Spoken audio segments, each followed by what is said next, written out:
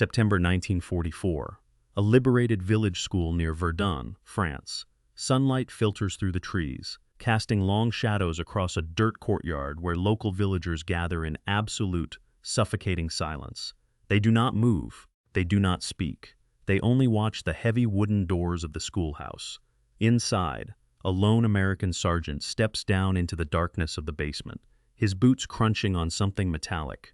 He strikes a match, and the flickering flame reveals the horrific reality of 31 bodies piled against the stone wall. Men, women, and 5 young children lie executed, surrounded by spent 9mm casings and the overwhelming stench of fresh blood and lime. It is an atrocity designed to terrify, but it will soon trigger a cold, systematic response from General George S. Patton that will turn this quiet basement into a courtroom of ironclad documentation and unyielding military justice. This is the story of what Patton found in a school basement that made him stand silent for 2 minutes. Before we continue, make sure you subscribe to the channel. We tell the World War II stories that show the silence that screamed louder than any shell. Staff Sergeant William O'Brien was 27 years old, hailed from the tough streets of South Boston, Massachusetts, and served with the 26th Infantry Division. He had built his life on hard work and loyalty before enlisting right after Pearl Harbor. O'Brien had survived the brutal meat grinder of the Normandy hedgerows, losing his younger brother to an artillery shell outside St. Lo. He was a combat veteran who believed he had seen every variation of death the war could offer. A man hardened by months of constant frontline shelling and tactical retreats. Yet none of those battles prepared him for the absolute coldness of the schoolhouse courtyard. He stood by the cellar entrance with his rifle lowered, feeling a weight in his chest that combat had never produced. His task shifted from fighting soldiers to protecting the dead, anchoring him to the blood-slicked concrete floor of that basement. SS-Hauptsturmführer Karl Breitner was 34 years old, born into wealth in Munich, and commanded the security detachment responsible for the reprisal. He held an unshakable belief in absolute obedience and ideological purity, viewing the local population as mere obstacles to be cleared with systematic efficiency. Breitner wore a perfectly tailored uniform, his leather boots polished to a mirror shine, and a pristine iron cross pinned exactly to his tunic. His unearned privilege showed in his smooth hands and his contemptuous posture as he stood near the village square. He operated under the conviction that any civilian resistance was a disease to be eradicated without a trace of hesitation or mercy. He had executed the entire operation in under 20 minutes, using a list provided by a local collaborator. For Breitner, the 20-minute slaughter was not a crime, but a standard military necessity executed with proper German precision. By September 1944, the German army in western France was retreating toward its own border. The lightning advance of the Allied forces had shattered the standard German defensive lines, causing massive confusion across the entire front line. Allied tanks broke through positions faster than headquarters could map them, leaving isolated rearguard units stranded behind the rapidly moving front line. This chaotic environment turned the retreat into a desperate scramble for survival among the occupying troops. Broken communication lines meant that local commanders operated with total autonomy, cut off from any central control or oversight. The collapsing occupation government created a lawless zone where desperate officers turned their frustrations on the native populations. In previous weeks, several frontline division leaders had ignored minor civilian resistance actions, choosing to focus their remaining ammunition on holding key crossroads. They frequently allowed localized sabotage to pass without retaliation, viewing civilian control as a secondary problem compared to the advancing American tanks. This negligence allowed an atmosphere of unchecked hostility to grow among the specialized security units. Those radical detachments viewed the leniency of the regular army as a betrayal of their defensive duties. They believed that absolute ruthlessness was the only method left to secure their vulnerable supply lines.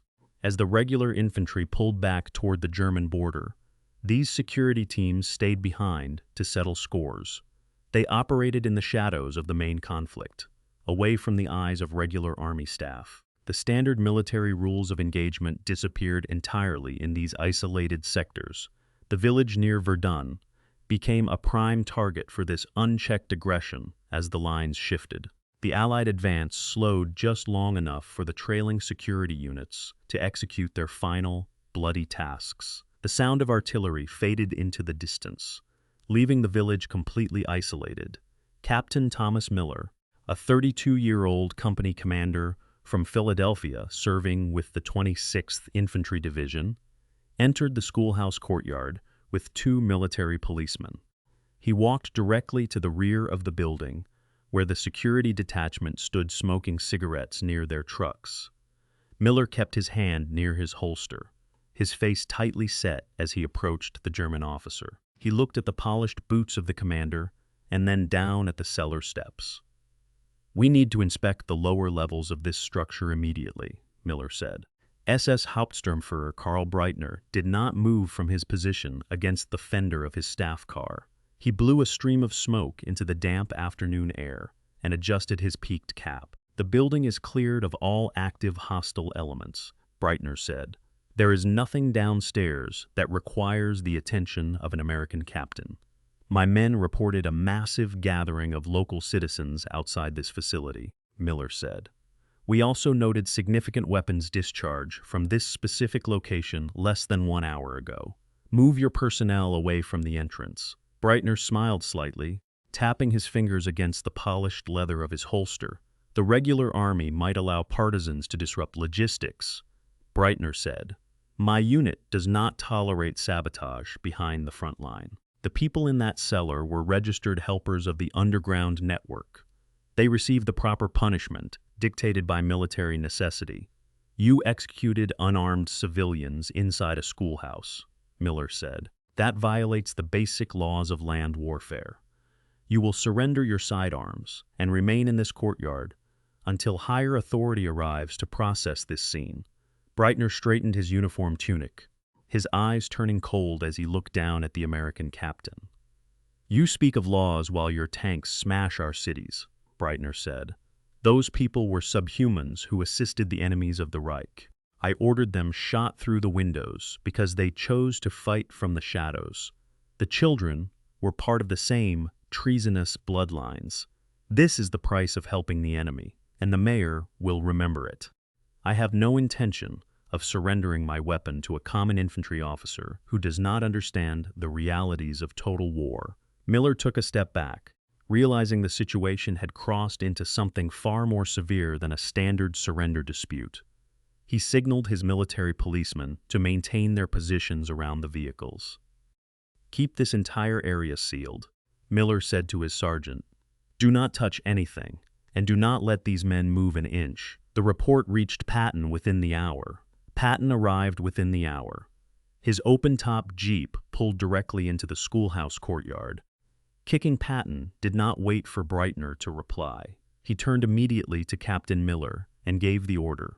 The military policemen moved forward, their boots striking the gravel sharply as they stripped the polished sidearm from Breitner's belt and removed his decorated peaked cap. They marched the German commander and his specialized security team straight toward the dark cellar entrance.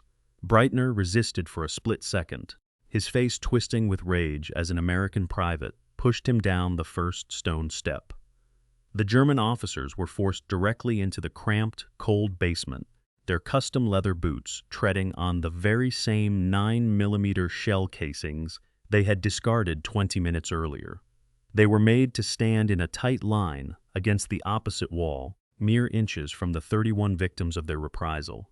The heavy wooden door slammed shut, and the iron bolt slid into place with a loud click. The air inside smelled heavily of blood and lime. Through the barred basement windows, Breitner could hear the voices of the gathering villagers outside, their quiet whispers rising into a steady murmur of condemnation.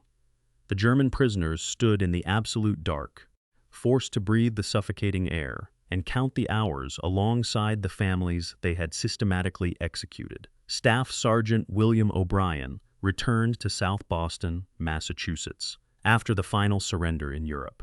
He went back to his family's brick tenement house, taking a job as a mechanic for the local transit authority. He carried a heavy, permanent quietness with him for the rest of his life, an internal weight that his neighbors noticed but never questioned.